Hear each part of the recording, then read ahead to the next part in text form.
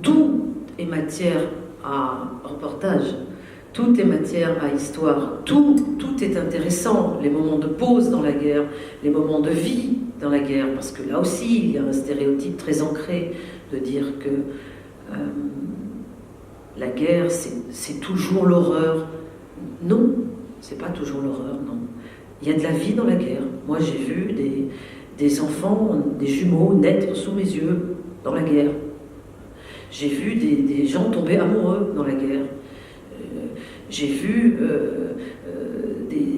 des enfants avoir des discussions extraordinaires avec leurs parents.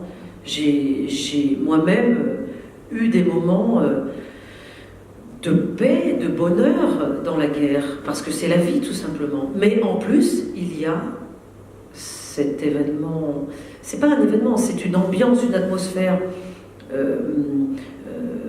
qui biaise quand même tous les rapports humains, qui est la violence de la guerre, et qu'il faut raconter. Parce que quand on est sur le terrain dans la guerre, c'est cela le plus dramatique.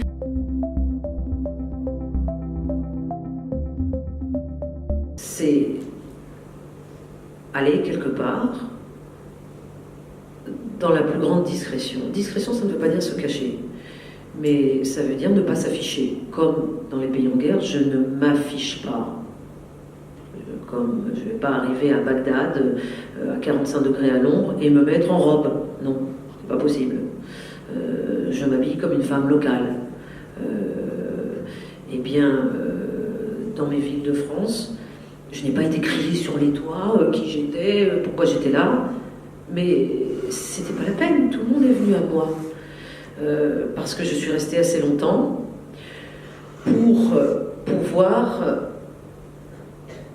dresser mentalement un tableau, une espèce de cartographie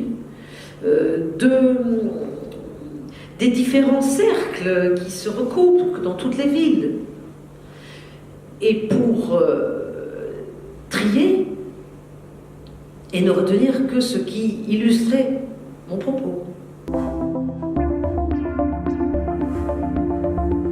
Je pense que la presse écrite doit se défendre, mais que la presse écrite de qualité existera toujours, absolument toujours. Et il y a une demande pour cette qualité de presse écrite, et vous le savez très bien, et une demande pour le reportage de long terme. Et moi, ça fait longtemps que ce que je fais et que l'impact de ce que je fais montre que cette niche existe.